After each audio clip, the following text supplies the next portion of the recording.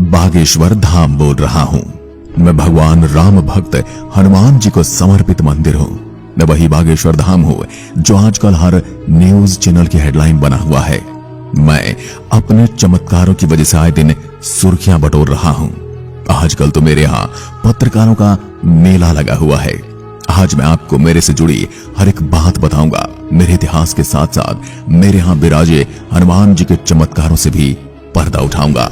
मैं मध्य प्रदेश के छतरपुर जिले के गंज नामक ग्राम में स्थित हूँ। मेरे यहाँ विराजे बालाजी की महिमा भारत के कोने कोने में फैली है। मेरे यहाँ आए दिन लाखों श्रद्धालु दर्शन के लिए अर्जी लगाते हैं। अब आप सोच रहे होंगे कि अर्जी किस बात की, तो आपको बता दूं, मेरे यहाँ बालाजी के दर्शन करने के लिए सबसे पहले अर्जी लगानी पड़ती है। अर्जी स्वीकार होने के बाद ही आप बालाजी के दर्शन कर सकते हैं। मैं बहुत ही चमत्कारी मंदिर हूँ जो कई बार खबरों में सुर्खियां बटोर चुका है। मेरे आने वाले सभी भक्तों की मनोकामनाएं पूर्ण हो जाती हैं और उनकी समस्याओं का निराकरण भी यहाँ बताया जाता है। अगर मेरे इतिहास की बात करूं तो मेरा इतिहास बहुत पुराना है। माना जाता है कि मेरा निर्माण चंदेल काल में हुआ था, लेकिन सन 1986 में यहाँ के पास के ग्राम वासियों के द्वारा मेरा पुनर्निर्माण किया गया, जिसके बाद इसी गांव के बाबा सेतुलाल गर्ग, जिन्होंने चित्रकूट से दीक्षा प्राप्त की थी, वहां पर गांव आए और फिर मेरे इस प्राचीन कालीन मंदिर में राम कथा कहने लगे। साथ ही साथ झाड़ फूंक का काम भी करने लगे।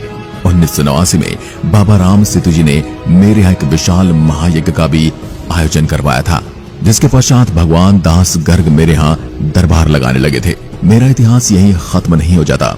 सन 1996 में धीरेन्द्र कृष्ण शास्त्री के जन्म से ही मैं सुर्खियों में आने लगा था, लेकिन उस समय इतनी टेक्नोलॉजी नहीं थी जिसकी वजह से मेरी ख्याति जन जन तक पहुंच पाए। सन 1987 से लेकर 2015 तक भगवान दास गर्ग जी महाराज धाम पर दरबार लगाया करते थे और धीरेन्द्र कृष्ण शास्त्री जी ने अपना गुरु उनके दादाजी को माना।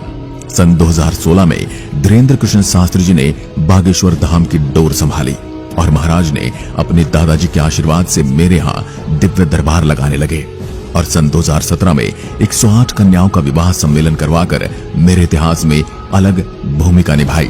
धीरेन्द्र कृष्ण शास्त्री जी ने यहाँ दिव्य दरबार में अभी तक लाखों लोगों के मन की बात पर्ची पर लिखी है।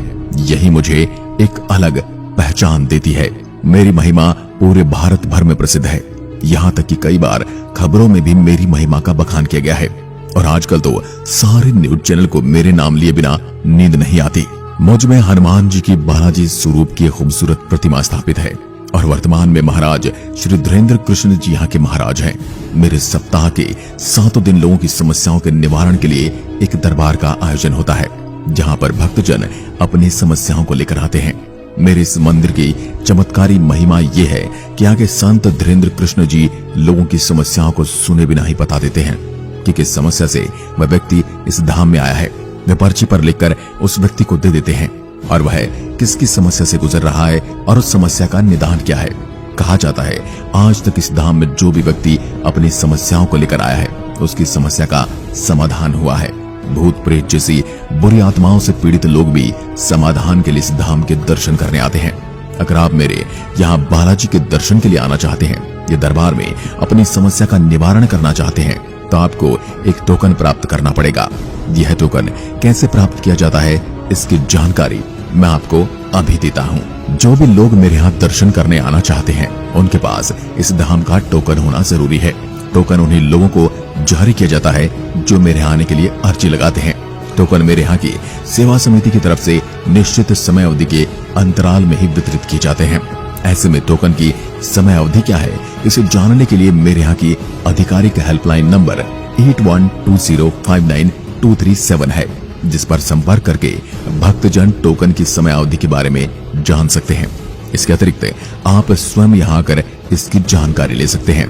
उसके बाद जो तिथि निर्धारित की गई है उस तिथि पर जाकर आप टोकन को प्राप्त कर सकते हैं, जिसके बाद आपकी अर्जी लग जाएगी। मेरे इस धाम के दर्शन के लिए जो टोकन दिए जाते हैं उसमें व्यक्ति की कुछ महत्वपूर्ण जानकारियां जैसे कि उसका नाम, पता और मोबाइल नंबर दर्ज होता है।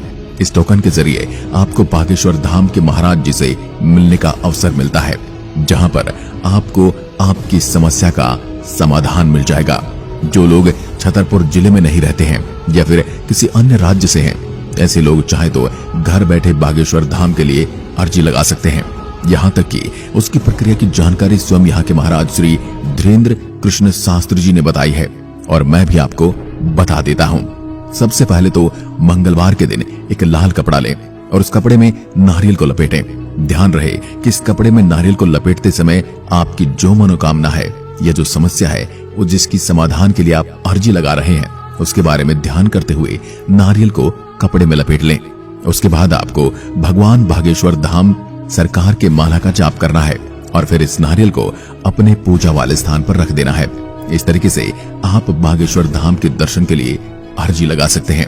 अब आपने मेरे यहाँ दर्शन के लिए अपनी अर्जी लगाई है या लगाने वाले हैं, तो कैसे पता चलेगा कि आपकी अर्जी स्वीकार हुई है या नहीं?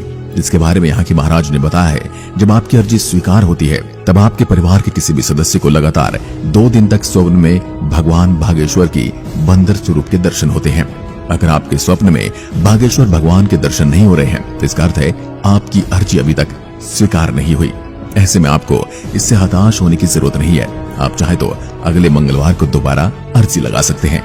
आपको बता दूं, अर्जी लगाने के बाद कुछ दिनों तक महत्वपूर्ण बातों का ध्यान रखना पड़ता है। यदि आप मेरे यहाँ के अर्जी लगाने वाले हैं या लगा चुके हैं तो इन बातों पर जरूर ध्यान दें। मेरे यहाँ के लिए अर्जी लगाने वाले लोगों को कुछ समय तक प्याज, लहसुन, मांस या मदिरा से परहेज करना पड़ता है, क्योंकि इस तरह के भोजन को तामसिक भोजन माना जाता है। यानी कि इस तरह के भोजन राक्षसों के भोजन होते हैं और भगवान हनुमान जी कभी नहीं चाहते कि उनके धाम आने वाले भक्त ऐसे तामसिक भोजन का सेवन करके आए। बागेश्वर धाम का अर्जी लगाने के 4 दिनों तक नियमित रूप से ब्रह्मचर्य का पालन करना चाहिए एवं बागेश्वर भगवान के मंत्रों का जाप करना चाहिए। जब बागेश्वर धाम में मंजूरी स्वीकार कर ली जाती है तो अर्जी के लिए जो नारियल बांधे गए होते हैं उन्हें भी बागेश्वर धाम सरकार ले आना चाहिए। जैसे कि आप जानते हैं कि बागेश्वर धाम पहुंचने के लिए भक्तजनों को अर्जी लगानी पड़ती है। ऐसे में यदि आप मेरे यहाँ आए बिना वहां होने वाले आरती प्रवचन को सुनने का लाभ उठाना चाहते हैं तो इसके लिए 2 माध्यम है। इंटरनेट के जरिए आप YouTube चैनल पर एवं टीवी के माध्यम से आप घर बैठे कथा, आरती इत्यादि के दर्शन कर सकते हैं। YouTube पर बागेश्वर धाम का आधिकारिक चैनल बना हुआ है। इस चैनल पर अब तक लगभग 29 लाख से ज्यादा सब्सक्राइबर हैं। यहाँ पर चैनल पर बागेश्वर धाम सरकार की कथा, आरती के वीडियोस अपलोड किए जाते हैं। इसके अतिरिक्त यदि आप टीवी के माध्यम से बागेश्वर धाम सरकार में होने वाली कथा और आरती को देखना चाहते हैं तो इसके लिए आप संस्कार या आस्था टीवी चैनल पर इसे देख सकते हैं। इस चैनल पर बागेश्वर धाम में होने वाले कथा वचन का सीधा प्रसारण किया जाता है। अब आपको बताता हूँ कि आप मुझ तक कैसे पहुंच सकते हैं। यदि आप बागेश्वर धाम सरकार के दर्शन करने के लिए आना चाहते हैं तो आप हवाई, रेलवे और सड़क तीनों में से किसी भी मार्ग का चयन कर सकते हैं।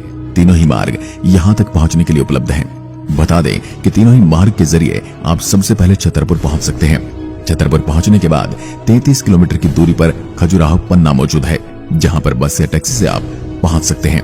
यहाँ से 3 किलोमीटर की दूरी पर गंज नाम की एक जगह है, जिसके बाद आपको यहाँ पर बड़ा टावर दिखेगा। वहां से 3 किलोमीटर और अंदर जाने पर मेरे दर्शन होंगे, जो अपने हाथ फैलाए हुए आपके लिए सदैव तत्पर रहता है। यदि आप ट्रेन से आना चाहते हैं तो बागेश्वर धाम पहुंचने के लिए ट्रेन मार्ग काफी सस्ता माध्यम है और लगभग भारत के विभिन्न शहरों से रेलवे स्टेशन से आपको मध्य प्रदेश के छतरपुर के लिए ट्रेन मिल जाएगी। दिल्ली जैसे शहरों से भी मध्य प्रदेश के छतरपुर जिले के लिए सीधी ट्रेन उपलब्ध है। यदि आप अपने निजी वाहन से बागेश्वर धाम आना चाहते हैं तो इसके लिए आपको सबसे पहले छतरपुर जिला पहुंचना पड़ेगा। आप चाहे गूगल मैप की सहायता ले सकते हैं, उसमें नक्शे का अनुसरण करते हुए आप आसानी से बागेश्वर धाम पहुंच सकते हैं। वैसे आप चाहे तो बस के जरिए भी बागेश्वर धाम आ सकते हैं। दिल्ली से सीधे बागेश्वर धाम के लिए बस चलती है। आप चाहे तो रोडवेज बस की सवारी भी ले सकते हैं, जिसके लिए आपको सबसे पहले दिल्ली से लखनऊ और फिर लखनऊ से भोपाल तक का सफर तय करना होगा, क्योंकि दिल्ली से सीधे छतरपुर के लिए रोडवेज बस की सेवा उपलब्ध नहीं है। यदि आप बागेश्वर धाम हवाई मार्ग के जरिए आना चाहते हैं तो बता दें कि बागेश्वर धाम पहुंचने के लिए सबसे नजदीकी हवाई अड्डा खजुराहो हवाई अड्डा है, जहां से लगभग भारत के कई बड़े शहरों के हवाई अड्डों से जहाज सीधी उड़ान भरते हैं। लेकिन फिर भी आपको अपने क्षेत्र के हवाई अड्डे से खजुराहो के लिए सीधी फ्लाइट उपलब्ध है या नहीं, इसकी जानकारी ले लेनी चाहिए। यदि आप भारत के किसी छोटे शहर से हैं जहां से आपको सीधे खजुराहो के लिए फ्लाइट टिकट उपलब्ध नहीं हो रही है, तो आप सबसे पहले ग्वालियर एयरपोर्ट के लिए टिकट बुक कर सकते हैं, क्योंकि ग्वालियर एयरपोर्ट के लिए भारत के छोटे शहरों से भी फ्लाइट उपलब्ध है। इसके बाद वहां से आप खजुराहो एयरपोर्ट की यात्रा कर सकते हैं। खजुराहो पहुंचने के बाद बस या टैक्सी के माध्यम से छतरपुर पहुंच सकते हैं। जिस तरह से आजकल महाराज धीरेन्द्र शास्त्री को लेकर विवाद बना है, वह भी एक सोचने का विषय है। हम ये नहीं कहते कि अंधविश्वास पर विश्वास करना चाहिए। हम किसी भी तरह से अंधविश्वास की पुष्टि नहीं करते हैं, परंतु जब बात किसी की आस्था और विश्वास की आती है तो वह तर्कों के बारे में नहीं सोचा जाता।